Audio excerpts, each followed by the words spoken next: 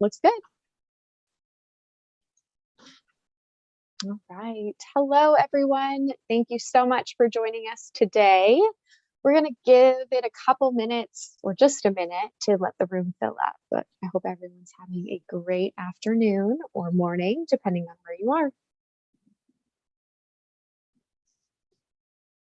We'll give it just another moment and then we'll go ahead and get started.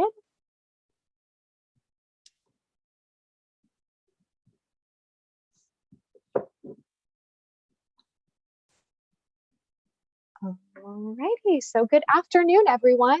Thank you again for joining us once again for our weekly Wednesday webinar series. Today's webinar is on #Hemophilia, Lessons and Opportunities for Advocacy on Twitter. My name is Alson Murtha, and I'm the Manager of Strategic Communications here at the National Hemophilia Foundation. At any point during the webinar, if you would like to ask a question, please use the Q&A feature at the bottom of your screen. We have NHF staff members monitoring these questions, which we will pose to our speaker after the presentation. This webinar is being recorded and will be available to the community beginning on Friday, March 25th. I am joined today by Dr. Ben Samuelson-Jones. Thank you again for taking the time to join us. I'll go ahead and turn it over to you to get started. Thanks, Allison, and thank you for this opportunity. It's a real privilege to be invited to speak in this webinar series, especially during Bleeding Disorder Awareness Month. I was asked to speak about our recent paper in Hemophilia entitled Digital Hemophilia: Insights into the Use of Social Media for Hemophilia Care, Research, and Advocacy. In this work, we characterize the hemophilia community on the social media platform Twitter using filtering algorithms, manual inspection, and social media sentiment analysis. We identified a number of lessons as well as some large opportunities for education about hemophilia for the general public. I would like to acknowledge upfront the fantastic students that really led this project. Robert Chen is an undergraduate at the University of Pennsylvania who worked with me on a number of basic science studies focused on inhibitors and came to me after reading several papers characterizing social media use in other disease communities in a course on big data analysis. Robert suggested applying a similar approach to the online hemophilia community, which was really the genesis of this paper. He will be starting medical school at Mount Sinai in the fall, but I hope we can keep him interested in hemophilia research. And Kavitha is a wonderful medical and master's student at the University of Pennsylvania that is also heading to New York City at Columbia in July to start her pediatric residency. Here are my standard disclosures with my involvement in various biomedical companies, none of which are really relevant for today's talk. However, I would also disclose I am not a personal expert in generating Twitter engagement, but as I will show, what we found in our analysis are hopefully general lessons for better online engagement, as well as opportunities for some education. As part of this analysis, we identified physicians and researchers that were most active in posting hemophilia-related content, shown here, and I highly recommend everyone follow these Twitter experts. I imagine most audience members of this webinar are familiar and likely probably highly proficient in using Twitter. But in case there are some late or soon-to-be adopters, Twitter is a microblogging social platform that consists of messages or tweets that are limited to 280 characters. Registered users can read and post tweets, as well as follow other users. Here is an example of one of my tweets advertising a webinar by 2 hematology fellows at my institution, which was sponsored by the International Society of Thrombosis and Hemostasis, ISTH. Hashtag phrases links the tweet to other tweets that contain the same hashtag phrases. Here, for example, hashtag hematology and hashtag ISTH. This tweet generated engagements of being retweeted, as well as a very modest number of likes. Twitter users have a public account profile. Here is shown mine. That includes a user entered name, description, location, as well as the number of other users they are following and their followers. For context, former President Obama currently has the most number of followers on Twitter with 130 million. Twitter was started in 2006 and currently has about 300 million active users, though this varies by the definition employed. As you can see, the growth of active users is mostly stagnated since about 2015. Though highly popular, it is currently only in the top 15 social media platforms worldwide, far behind Facebook, YouTube, and Instagram with respect to active users. Though its microblogging format makes it highly accessible to this type of analysis we employed. And importantly, like most social media, it is a skewed age distribution. That's important to recognize when considering the generalizability of the results to the offline community.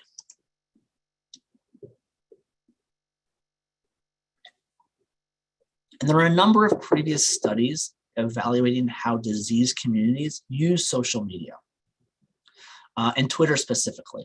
An early study that directly surveyed breast cancer patients using a Twitter support group found participation in these Twitter-based support groups increased knowledge and decreased anxiety. Related to our study, a previous characterization of the deaf Twitter community demonstrated an oversized role of organization compared to individuals and discussed the implications of this imbalance. And most recently, using similar sentiment analysis that we employed, researchers were able to identify that patients with diabetes had a substantial fear of not being able to acquire their anti-diabetic drugs and often conceal that they are purchasing such medications from unofficial sources from their healthcare providers. This type of immune valence, which is how this type of studies refer to, can provide really important insights into patient concerns that are not always used, they're not always obvious for the healthcare providers. And I think we similarly were able to glean some insights from the hemophilia community. And I think infovalence has a lot of future applications that can help support both the on and offline hemophilia community. In the only previous study evaluating social media use in hemophilia that we are aware of, the author used a semi-structured interview of the users of Facebook groups sponsored by hemophilia support organizations around the world. And the author identified that the users, the patients, and their relatives mainly communicate with other users instead of communicating with the sponsoring organization, though the implications of this were a little unclear. Second, the author compared Facebook groups across different countries and concluded that the use of social media was different in developed and developing countries, with organizations in developed countries focused on raising awareness, and organizations in developing countries that had less access to therapies were more focused on community-oriented communication. And before I discuss our work, I wanted to draw attention to several really wonderful commentaries highlighting the potential of Twitter in the practice of medicine and hematology specifically, that were published, as you can see, in Blood Advances in American Journal of Medicine. These papers highlight the power and potential pitfalls of using Twitter for physicians, including the use of Twitter to rapidly disseminate new medical information, which was especially important in the COVID-19 era, develop new collaborations, broaden access to medical education resource, support advocacy, including a number of really commendable examples, as well as the potential for inappropriate and unprofessional usages, and occupying increased amounts of time. And lastly, I would like to bring your attention to this very helpful article by the 2020 ISTH Twitter ambassadors with some practical tips about enhancing social media engagement around virtual medical meetings. A number of these, I think, are borne out in our data, as I will show.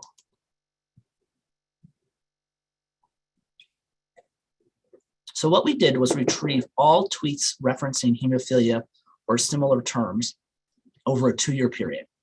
We identified about 57,000 such tweets from September 2019, which predates my involvement in Twitter, to September 2021. We filtered around 10% to exclude duplications, as well as an additional 2% that contain primarily stock tickers. We used 2 natural language toolkits, as well as manual inspection, to identify 181 topic differentiating regular expressions within the tweets, to divide these tweets into medical references about hemophilia, which we used for the majority of the analysis and included about 46,000 tweets, as well as non-medical references to hemophilia, which included about 4,000 tweets. We didn't expect to identify this latter grouping, which we used for our analysis of public perceptions of hemophilia, and that revealed several disturbing trends, which I will discuss. Within this time period, about 13,000 Twitter users tweeted about hemophilia, from once to almost 1,000 times. In order to understand who was participating in these online conversations about hemophilia, we manually classified the 250 most active accounts based on their public user profiles into 12 major categories shown here. This categorization scheme allowed us to group more than 85% of the most active users. We then determined each user's Twitter engagement per post, which was the sum of the likes, retweets, and replies. And as was seen in other disease communities, organizations, especially support and advocacy groups, are certainly more common than individuals among the most active accounts. However, what we thought was really interesting was that individuals, either people with bleeding disorders, non-physician providers, and researchers, had the highest engagement per post, which is our first lesson, that people get more engagement than organizations. And as such, when we think about advocacy on social media, organizations, of course, have an important role, but our data would suggest that we as individuals have the potential to really drive the discussion. One limitation of our analysis is that we were restricted to our study to English language tweets because of our use of manual inspection and author contributed keywords. This limitation potentially restrains our generalizability. Nonetheless, we identified highly active users across 3 continents and 16 countries, with the United States, United Kingdom, and India having the most active users. Within the United States, the reported locations of these highly active users were distributed across the continental United States, as you can see. We also use an open source software package to perform social media sentiment analysis. This software inputs the tweet and then, based on the text, including emojis, determines a compound sentiment score where above 0.5 is a positive sentiment and below negative 0.5 is considered a negative sentiment, while in between is a neutral sentiment. The sentiment analysis of the most active users is shown here as violin plots, with the white circles representing the median composite sentiment score of each user category. Overall, these user tweets on average had a neutral sentiment, shown here, though it ranged from highly positive to highly negative.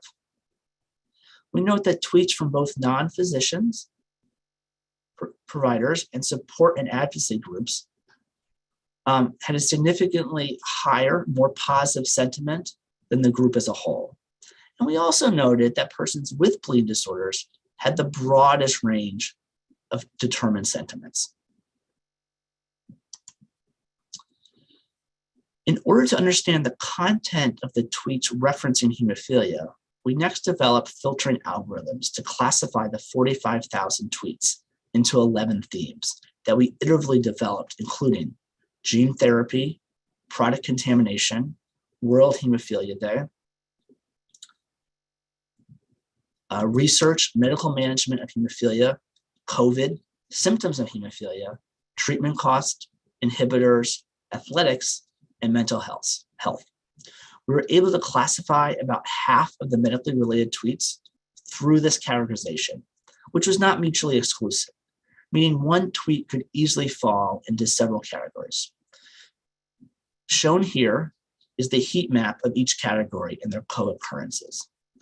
The number of tweets in each category can be read off the diagonal, and note the log scale of the shading of the heat map.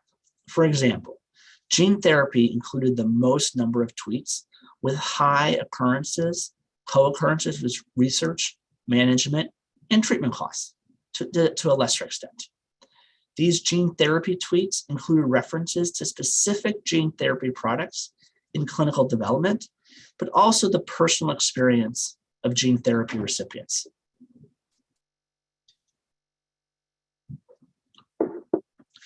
Hemophilia research tweets, including announcements of publications or abstracts, as well as open research positions. Hemophilia management tweets included specific references to therapeutic products, with emicizumab or Hemlibra being the most commonly referenced. About 12% of the tweets referencing emicizumab discussed adverse events associated with this product, including thrombotic microangiopathy and deaths. Using these 11 themes, we next evaluated the themes referenced by the most active users, as shown here as the proportion of each active user's tweets. A number of types of users are tweeting about gene therapy, including media, pharmaceutical companies, physicians, professional organizations, and researchers. In contrast, we note that tweets about blood contamination,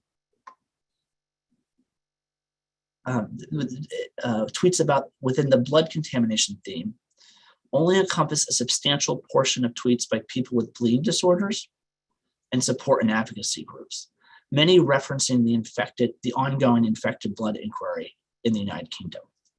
This result may suggest a potential disconnect between patients and their medical professionals, and likely may require more investigation.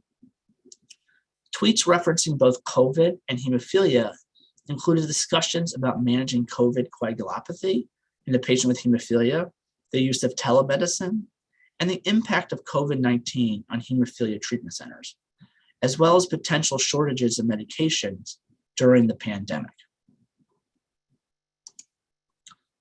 We also performed a similar sentiment analysis of each theme categorization. Though the median composite for all the themes falls within the neutral range, we actually found most theme categorizations to be statistically different, with the themes of athletics and World Hemophilia Day being the most positive, while mental health, symptoms, and contamination being the most negative, which I think supports the reliability of these algorithms employed. Interestingly, gene therapy, the sentiments about gene therapy fell between treatment costs and inhibitors, though clearly there's a multimodal distribution of these gene therapy tweets.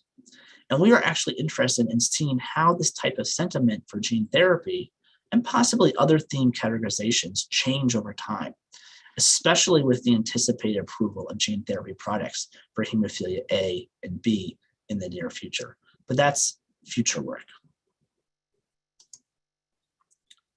We also looked at the number of hemophilia-related tweets over time within the study period, which were on average stable during the study period, consistent with the stagnation of Twitter users since 2015 that I showed in the introduction slides.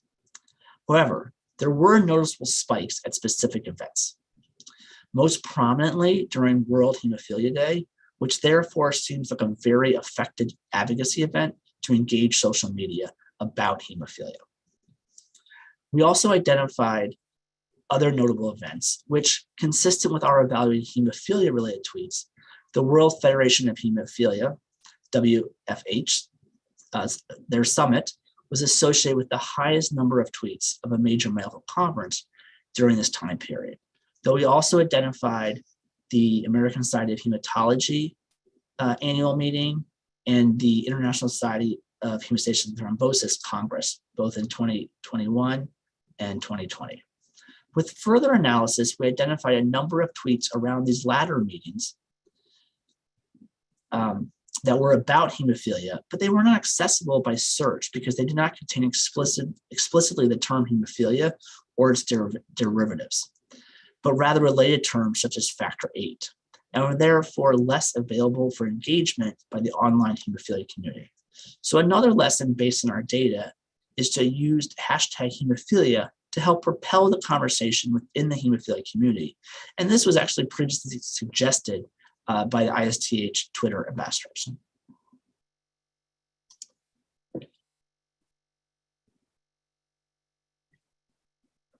We also performed a temporal analysis of the sentiment of the hemophilia-related tweets for each month studied, which consistently had a neutral sentiment composite score without any discernible trends, except perhaps we noted a large decline in March 2020, right at the start of the COVID-19 pandemic in Europe and North America. We also evaluated hemophilia-related tweets for misinformation. For this, we manually evaluated the top 1,000 tweets by engagement. Fortunately, we only identified 7, or about 0.5%, with misinformation that were mostly about miracle cures, and a few that exaggerated the lack of treatment options in North America. Shown here is the misinformation tweet with the most engagement. We would help the name was healed of hemophilia A and hemophilia B inhibitors after his parents consistently administered the anointing water on him and took him to the Nazareth meeting, which name withheld in 2019. He is no longer at risk of dying from bleeding from the slightest injury. Hallelujah. And then lastly, we looked at almost 4,000 tweets that contain non-medical references to hemophilia, which was really the most surprising result for me. 20 of these were about recent TV shows that included characters with hemophilia, mostly that were descendants of Queen Victoria of Britain, who is now understood to be a carrier of hemophilia B. However, many were about several disturbing topics, which I want to discuss with you today over the next few slides.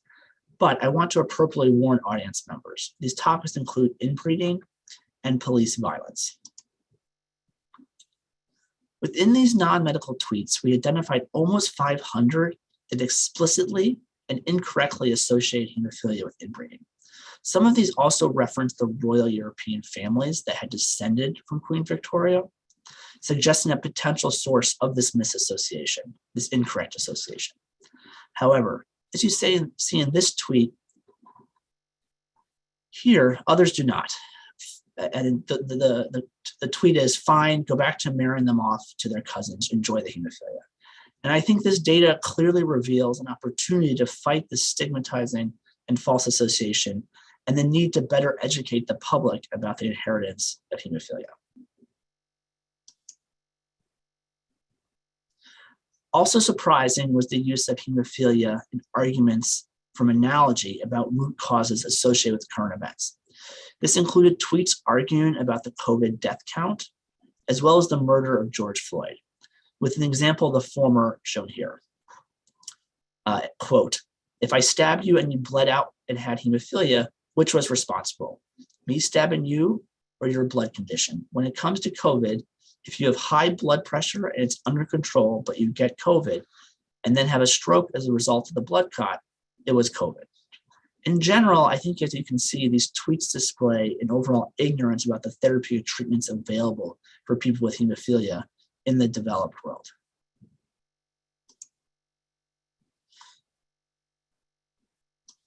So in summary, individuals such as people with bleeding disorders, providers, and researchers are less well represented than organizations in the most active user accounts tweeting about hemophilia. But these individuals generate more engagement. Tweets about athletics have the most positive sentiment, while tweets about blood contamination have the lowest. Gene therapy is between treatment costs and inhibitors. People with bleeding disorders tweet more about blood contamination than healthcare professionals do. Hashtag hemophilia helps identify content by search, and its use could help lift hemophilia engagement around general medical conferences. Misinformation is fortunately rare in high engagement tweets, less than 1% of these high engagement tweets. And there is a large opportunity for public education about the genetics and inheritance of hemophilia. And I would conclude that analyzing hemophilia references on Twitter provides insights into the interests and concerns of the hemophilia community. And it can also offer a view of the public perceptions of hemophilia, including identifying false associations and other trends. And I think there are a number of future directions that we would like to employ, to do going forward. We would be interested in continuing influence of social media, especially monitoring how hemophilia is being referenced by the general public. We also want to understand if the sentiments around new treatments, including gene therapy, are going to change over time, and if so, in what direction. And it could also be informative to monitor differences in themes and or sentiments of people with bleeding disorders and their healthcare professionals to identify disconnects. Again, I would like to thank NHF for this honor of presenting during Bleeding Disorder Awareness Month and your interest in our work, and be happy to take questions. That was wonderful. Let me go ahead and share my screen before we get started with those questions. If you do have any questions, we suggest going ahead and popping them in the Q&A feature on your screen, but I do have a few for you already. We had a comment on YouTube that stated, very interesting data analysis, would really like to see similar classification and analysis for Instagram. So at the very end there, you mentioned looking at other social media platforms. So do you anticipate completing a classification and analysis for Instagram in the near future? Not necessarily with Instagram. I think it certainly has many more active users, though I think the data pull is more challenging. But I think that's a really good thought, and there's obviously a lot of variants of this type of approach that can be done. Awesome. So there's a lot of misinformation on social media. How can consumers assure that what they are reading online is accurate? Yeah, so that's certainly a problem. Misinformation is certainly a major problem in our society today. I think what our data shows was that fortunately in tweets referencing hemophilia, it seemed actually very rare, which I think was a really positive finding that we were able to share. And then I think the social media literacy and media literacy is important sort of for all citizens in 2022, and sort of how you can recognize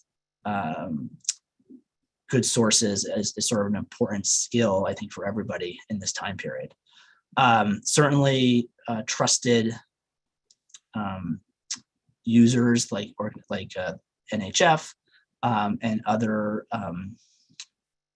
organizations. I think in Twitter, one of the strong things are many users have sort of public-facing profiles, and so you can sort of I think it's always less risky when you know who you're talking to than an anonymous account. Yeah, absolutely. Okay, so how can organizations such as NHF leverage the utilization of social media for education or advocacy purposes?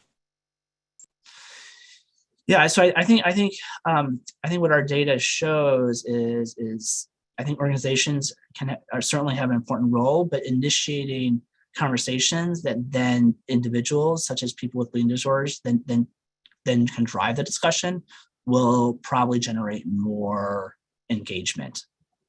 And so really having ways to pull in individuals in the conversation, I think, is a really important way for advocacy.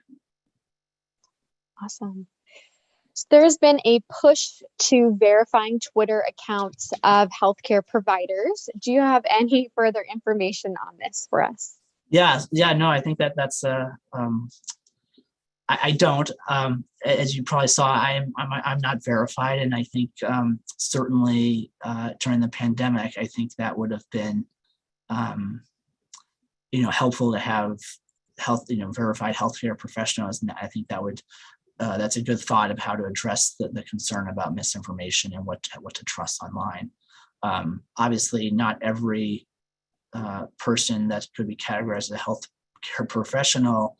I guess what I was trying to say is the healthcare professionals can also fall victim to spreading misinformation as well. So, some caution is always warranted. Awesome. Thank you. Sorry for unintentionally calling you out on your Twitter verification. No, that's okay. I think it's a real limitation of Twitter protocols right now. And yeah, absolutely. I mean, that's something that we're seeing with NHF right now, is making sure that we're verified on our platforms, because we want the community to trust us as well, that we're putting out the appropriate information. So I've got a couple more for you. What are some of the biggest challenges associated with using Twitter for advocacy and education? And the second part to that is, how could these be mitigated?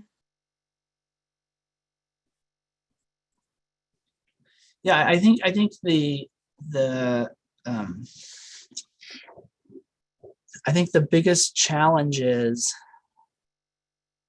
that I think our data showed is that it's often challenging to get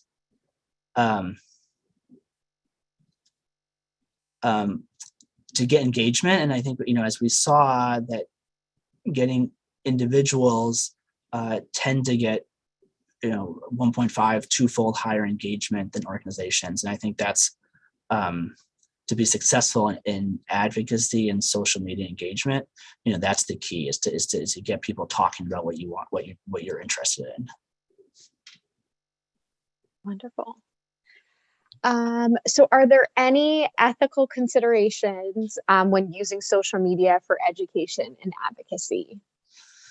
Yeah, I think one thing that we saw is I think when you're doing potentially education around a disorder like hemophilia, where there is a heterogeneous spectrum of disease severity and what treatments people have available, that it's important to recognize that advice may not be appropriate to every the person with hemophilia the same way. And then, I think one of the big downsides of Twitter, with its small character limit, is that, a lot of nuance can get lost. And I think you need to be careful when providing education, that it's clear that it may not be applicable to every person with hemophilia the same way. Yeah, absolutely. That kind of brings me to my next question, which is along the lines of misinformation. Patients who have bleeding disorders seem to offer medical advice to those within their community. So how can the danger of doing so be highlighted? Yeah, I think peer support is both really important, but potentially can be problematic. I think I think it's helpful to find if if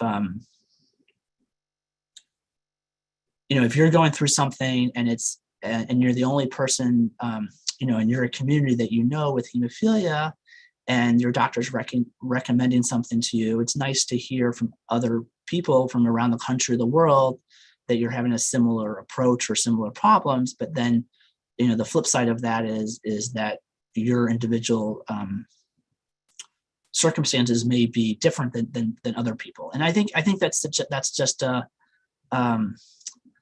good thing and a bad thing about social media. And I think users and especially patients just need to recognize that when they're having these discussions. One thing I like to do in my clinical practice is if we're discussing potential new therapy or a problem, I like to explicitly ask, what did you read online? Who have you talked to? What else have you talked to about this? And what questions did you have? Because I think everyone gets information from different sources these days and then values that information different amounts. And I think a challenge is really making sure that as a healthcare professional, I understand all the information that a patient or family has taken in. Absolutely. I think that's a great point. So I have one more question for you. So I'm going to open it up to everybody. If you have any further questions, go ahead and throw them in the Q&A feature on your screen. But this is a good one for you. What got you interested in this research work, and what will your next steps be to build on your results? Yeah, so this like I mentioned, I so I got interested in Twitter, I think, relatively late. It's been around since 2006, and I didn't join until 2019, which was on the advice during a career development workshop that Twitter was a really good place to engage science and medicine. And I think that's been very true, certainly with the COVID-19 pandemic. So I think with most of the world, my use of social media increased as there was sort of a rapid exchange of new information. So that's how I got interested in Twitter. And then when Robert Chen came to me and sort of thinking about if we could help the social media sort of describe the social media environment for hemophilia, it seemed like a good opportunity. It's a really good idea. Did I answer that question? I think I went I think so. There. I see in the chat that Dr. Valentino had a question for me. Should I? Oh, it looks like he was opening it up to some of the viewers about what they thought about the presentation, which I would love to hear is anybody's thoughts on it. I thought it was really helpful. I mean, it's good insight and information. I always get worried when I see people posting about, their medical experiences on social media, because one person's success story might not be the same for someone else. And it's such a beautiful thing to have the platform to kind of share and give hope. But there is also the flip side of potential misinformation or not complete, what's what I'm looking for? You're not sharing like the complete background of how you got from A to B, and that the background sometimes is especially important as well. Yeah, so I see this question from Dr. Valentino about asking about the challenges of social media as a replacement for face-to-face encounters. And I think at its best, social media augments face-to-face encounters, meaning that you get to meet new people, you expand your network. But certainly it can't replace the benefits of meeting someone in person. But I think I found it to be a helpful introductory connection. And then I think that's just sort of at a professional level. And I don't think social media can really replace or come close to face-to-face encounters in the clinical setting. And I think that's because of the limitation, all the nuances that really go into providing high quality care. This can't be brought up in sort of this in social media settings. Absolutely. Okay, we'll give it just one more moment if anyone would like to ask any other questions before we go ahead and sign off.